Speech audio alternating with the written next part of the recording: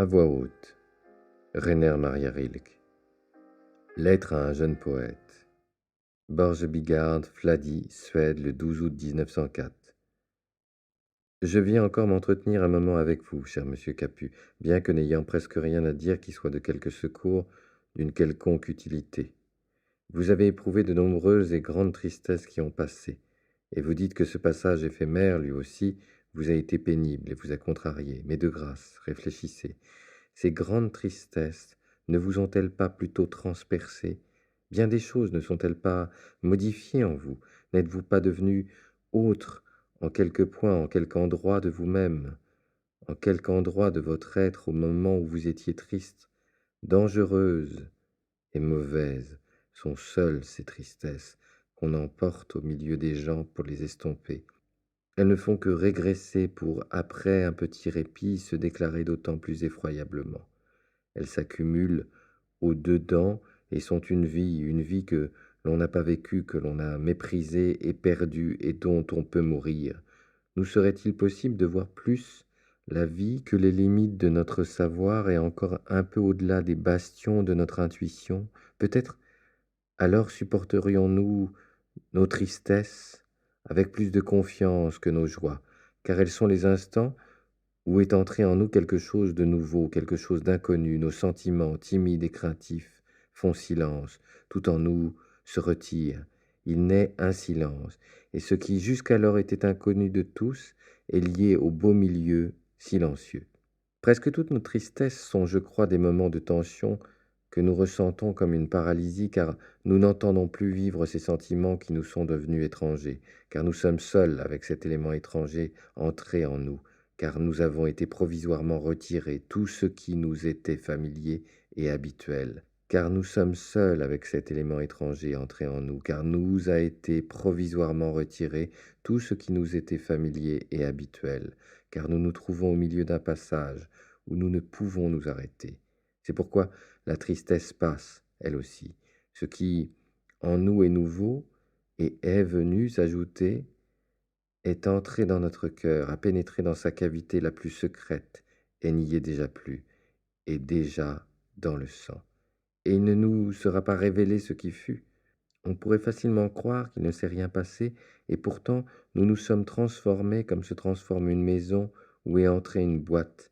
Nous ne saurions dire qui est venu, nous ne le saurons peut-être jamais, mais bien des signes nous l'indiquent. C'est l'avenir qui de cette façon pénètre en nous pour s'intégrer à nous bien avant d'advenir. C'est l'avenir qui de cette façon pénètre en nous pour s'intégrer à nous bien avant d'advenir. Et voilà pourquoi il est si important d'être solitaire et attentif quand on est triste. Car l'instant où en apparence rien ne se passe ni n'évolue est celui où notre avenir pénètre en nous, bien plus proche de la vie que cet autre moment bruyant et fortuit où il nous advient comme du dehors. Plus dans nos tristesses nous sommes silencieux, patients et ouverts, plus ce qu'il y a de nouveau pénètre en nous profondément, infailliblement, mieux nous nous l'approprions, plus il sera notre destin quand plus tard il adviendra, c'est-à-dire nous quittera pour aller aux autres. Nous nous sentirons au plus profond de nous, apparentés étroitement à lui. Et voilà qui est nécessaire. Il est nécessaire. Et c'est dans cette voie que peu à peu nous évoluerons, que nous ne soyons affrontés à rien d'inconnu, mais seulement à ce qui nous appartient depuis longtemps.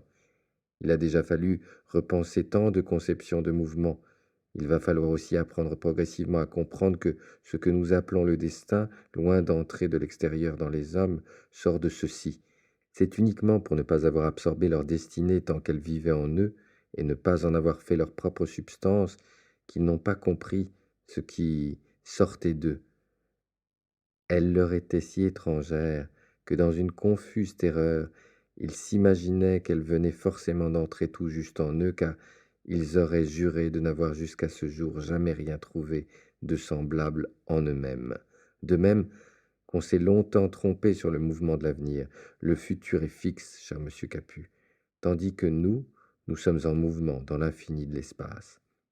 Comment pourrions-nous ne pas éprouver de difficultés? Et pour en revenir à la solitude, il sera de plus en plus évident qu'elle n'est au fond rien que l'on puisse prendre ou laisser. Nous sommes solitaires. On peut se laisser abuser et faire comme s'il n'en allait pas ainsi, c'est tout. Mais comme il serait préférable d'admettre que nous sommes solitaires et partir tout bonnement de cette donnée, nous sommes pris de vertige. Cela se produira sans doute car tous les points familiers à nos yeux nous seront retirés. Il n'y aura plus rien de proche, et tout lointain sera infiniment loin. Quiconque, presque sans préparation ni transition, serait transporté de sa chambre au sommet d'une haute montagne éprouverait semblable sensation, une insécurité sans pareille, à se sentir livré à l'inexprimé, risquerait de l'anéantir. Il s'imaginerait tomber, ou croirait être projeté dans l'espace ou éclater en mille morceaux. Quel monstrueux mensonge son cerveau ne devrait-il pas imaginer pour récupérer ses sens et y remettre de l'ordre? Ainsi, pour qui devient solitaire, toutes les distances, toutes les mesures changent. Beaucoup de ces changements surviennent brusquement, et comme chez cet homme au sommet de la montagne, naissent alors des représentations extraordinaires et des sensations fantastiques qui semblent dépasser le seuil du supportable. Mais il est nécessaire que nous vivions aussi cela. Il nous faut accepter notre existence aussi vastement que possible. Tout, même l'inouï, doit y être possible. C'est au fond le seul courage qui nous soit demandé. Être courageux pour faire face à tout ce qui nous adviendra de plus bizarre, de plus étrange, de plus inexplicable. Que sur ce point, les hommes aient été lâches, a nui infiniment à la vie. Ces moments appelés apparitions, tout le monde a dit monde des esprits, la mort, toutes ces choses devenues partie de nous-mêmes. Une défense quotidienne les a tant chassés de la vie que les sens qui nous permettaient de les appréhender se sont atrophiés, sans parler de Dieu. Mais la peur de l'inexplicable n'a pas seulement appauvri l'existence de l'individu, les relations d'homme à homme, elle les a aussi limitées et comme retirées du lit du fleuve des possibilités infinies pour les déposer sur un rivage en friche où rien n'advient. Car ce n'est pas seulement à la paresse que les rapports humains doivent se répéter cas après cas, avec une si indicible monotonie et si invariablement. C'est aussi la crainte de faire quelque expérience nouvelle à l'issue incertaine qui risque de nous dépasser. Mais seul celui qui est prêt à tout affronter sans rien exclure, pas même l'énigme le plus extraordinaire, vivra sa relation à un autre comme dans une pièce plus ou moins grande. Il apparaît que la plupart des gens ne découvrent qu'un coin de leur pièce, une place près de la fenêtre, un chemin qu'ils font de long en large. C'est leur manière de trouver une certaine sécurité. Et pourtant, combien plus humaine est cette insécurité pleine de dangers qui, dans les histoires de Poe, pousse les prisonniers à explorer d'une main tâtonnante les contours de leur cachot effrayant et à ne rien ignorer des terreurs indicibles de leur séjour. Mais nous ne sommes pas des prisonniers. Nulle trappe, nul piège ne nous environne. Il n'est rien qui puisse nous effrayer ou nous tourmenter. Nous avons été placés dans la vie comme dans l'élément qui nous convient le mieux. De plus, une adaptation millénaire nous fait tellement ressembler à cette vie que si nous restons en repos et grâce à un heureux mimétisme, on a peine à nous distinguer de tout ce qui nous entoure. Nous n'avons aucune raison de nous méfier de notre monde car il ne nous est pas contraire. Il s'y trouve des frayeurs, ce sont les nôtres. S'il s'y trouve des abîmes, ces abîmes nous appartiennent. Y a-t-il des dangers? Il nous faut alors tenter de les aimer, et si nous bâtissons notre vie selon le principe qui nous conseille de toujours nous en tenir à la difficulté, ce qui nous paraît maintenant encore absolument étranger deviendra pour nous absolument familier et absolument fidèle. Comment pourrions-nous oublier ces mythes antiques à l'origine de tous les peuples, ces mythes où des dragons à l'ultime moment se changent en princesses? Peut-être tous les dragons de notre vie sont-ils des princesses qui n'attendent que le moment de nous voir un jour beaux et courageux. Peut-être que toutes les choses qui font peur sont au fond des choses laissées sans secours qui attendent de nous le secours. Ainsi, cher monsieur Capu, ne devriez-vous pas vous effrayer quand se lève devant vous une grande tristesse, comme vous n'en avez vu de telle, quand une inquiétude pareille à la lumière et à l'ombre des nuages passe sur vos mains et toutes vos actions, pensez qu'il se produit quelque chose en vous, que la vie ne vous a pas oublié, qu'elle vous tient dans ses mains, elle ne vous abandonnera pas. Pourquoi voulez-vous exclure de votre vie toute inquiétude, toute souffrance, toute mélancolie, alors que vous ignorez leur travail en vous? Pourquoi vouloir vous torturer en vous demandant d'où tout cela peut bien venir et à quoi tout cela aboutira. Vous savez bien que vous êtes dans des états transitoires et que vous ne désirerez rien tant que de vous transformer.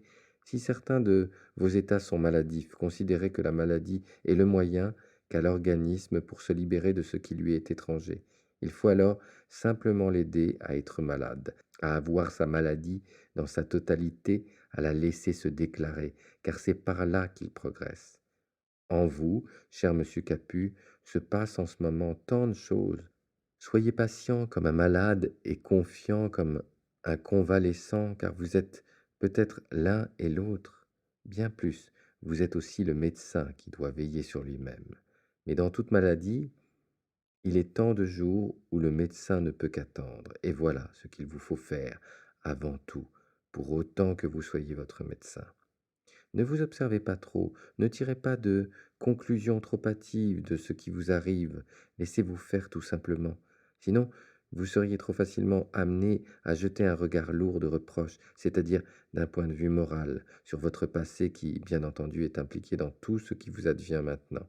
Mais la part d'errement, de souhait et de désir liés à votre enfance et agissant en vous n'est pas celle que vous vous rappelez et condamnez. Les conditions extraordinaires d'une enfance solitaire et désemparée sont si difficiles, si compliquées, soumises à tant d'influences et en même temps détachées de toutes les conditions réelles de la vie que l'on ne doit pas, quand un vice y pénètre, se hâter de l'appeler vice.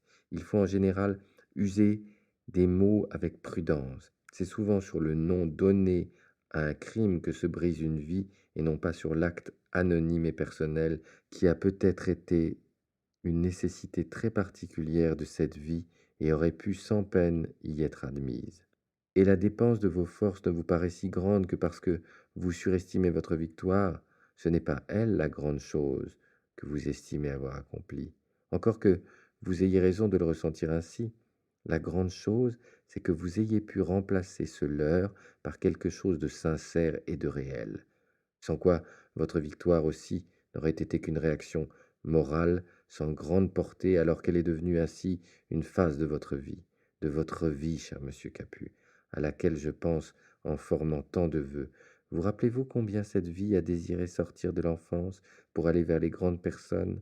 Je vois maintenant combien elle désire quitter les grandes personnes pour en rejoindre d'encore plus grandes. Voilà pourquoi votre vie ne cesse pas d'être difficile, mais voilà pourquoi aussi elle ne cessera pas de grandir.